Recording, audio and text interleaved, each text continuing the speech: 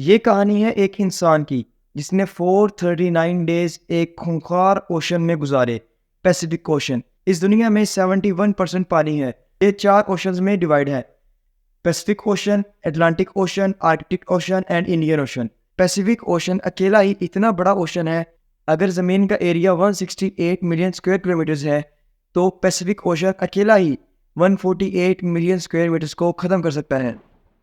Pacific ocean अकेला इतना बड़ा है, अगर इसमें कोई खो जाए तो इसे ढूंढ पाना तकरीबन नामुमकिन होता है। आखिर उस शख्स ने 439 डेज इस ओशन में कैसे गुजारे और वर्ल्ड रिकॉर्ड भी बनाया और जिंदा वापस भी आया। फिर ऐसा क्या हुआ? वापस आने के बाद उसे अरेस्ट कर लिया गया। आइए जानते हैं आज की इस वीडियो में।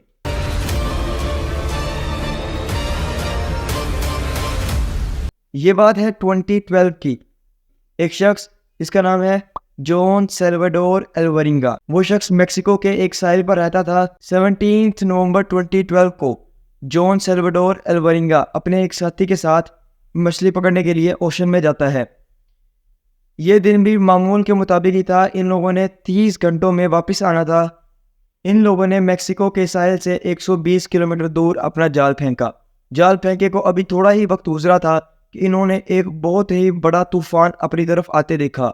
इन्होंने अपने जाल को वहीं पर छोड़ा और कश्ती को साहिल की तरफ मोड़ लिया।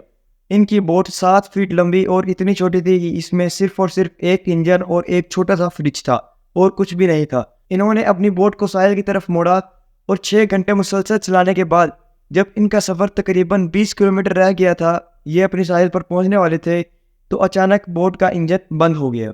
इनके पास एक रेडियो था। इन्होंने रेडियो की मदद से अपने बॉस को एक सिग्नल भेजा, अपनी लोकेशन सेंड की, बट बदकिस्मती से उनके रेडियो की बैटरी भी डेड हो गई। इनके बॉस को मैसेज थोड़ा सा देर से मिला। इनके बॉस ने कुछ लोगों को इनको ढूंढने के लिए भेजा, बट वो लोग नाकाम रहे।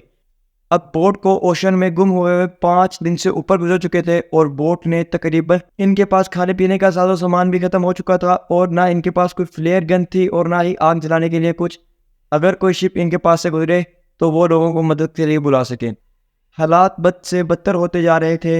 एक दिन इनकी बोट पर एक परिंदा आकर बैठा। इन्होंने इस परिंदे को पकड़ने की कोशिश की लेकिन नाकाम रहे।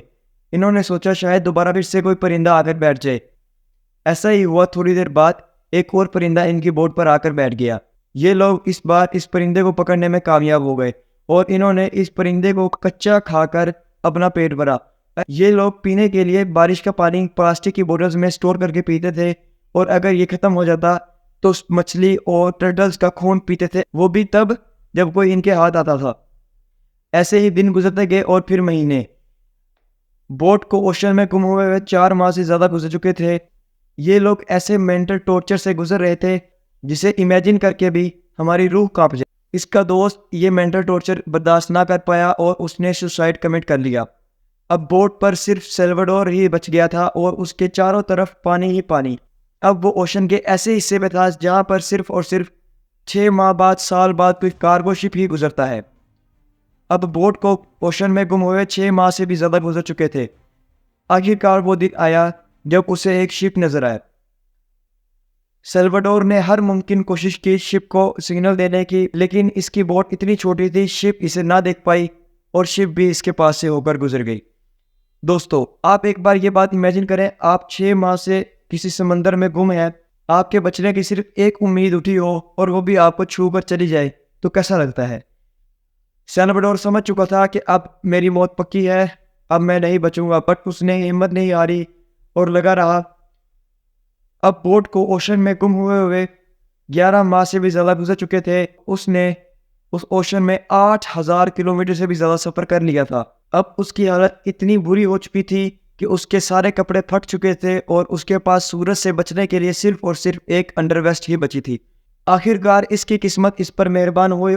439 डेज के बाद इसे इर्द गिर्द कुछ नारियल तैरते हुए नजर आए और कुछ परिंदे उड़ते हुए नजर आए। ये समझ गया कि मेरे करीब कोई ना कोई आइलैंड ज़रूर होगा। उसे एक आइलैंड दिखा। उसने बोट को छोड़ा और तैरते हुए आइलैंड की तरफ जाने लगा। तकरीबन आधा दिन तैरने के बाद वो आइलैंड पर पहुंचा। सैल्वाडोर ने 439 डेज बाद किसी ठोस जमीन पर कदम रखा था। उसकी खुशी की कोई इंतहा नहीं थी। इस आइलैंड का नाम इबोन अटोनी है और ये दुनिया का सबसे छोटा आइलैंड है। अगर सेल्वाडोर से ये आइलैंड मिस होता तो अगला आइलैंड यहाँ से 5000 किलोमीटर दूर अफ्रीका था। थोड़ी देर जगह का जायजा लेने के बाद उसे एक घर दिखाई दिया। उस घर में से एक आदमी बाहर आया। उसने लोकल पुलिस वालों को इन्फॉर्म किया। थोड़ी देर बाद लोकल पुलिस वाले आ गए। सेल्वाडोर विदाउट एनी वीज़ा किसी और कंट्री में चले गया था, तो इस वजह से उन्होंने कुछ तफ्तीश की और सेल्वाडोर ने अपने बॉस से उनकी बात करवाई और उसके बॉस ने कहा, जी हाँ, सेल्वाडोर मेरे पास ही काम करता था, ये 1 साल पहले ओशन में खो गया था। तो फिर लोकल पुलिस वालों ने उसे मैक्सिको वापस छोड़ दिया। अभी वो मैक्सिको आया ही था तो उसका दोस्त जिसने सुसाइड किया था, उसके घर वालों ने इस पर केस कर दिया कि इसने भूख की वजह से अपने दोस्त को ही खा लिया होगा। लेकिन कुछ दिन ये केस चला, फिर सेल्वाडोर को छोड़ दिया गया और फिर सेल्वाडोर ने 438 डेज बुक पब्लिश की। यकीनन ये हादसाती ही था, मगर उसने अनजाने अनजाने में ऐसा रिकॉर्ड सेट कर दिया जिसे कोई इंसान चाह कर भी नहीं तोड़ सकता।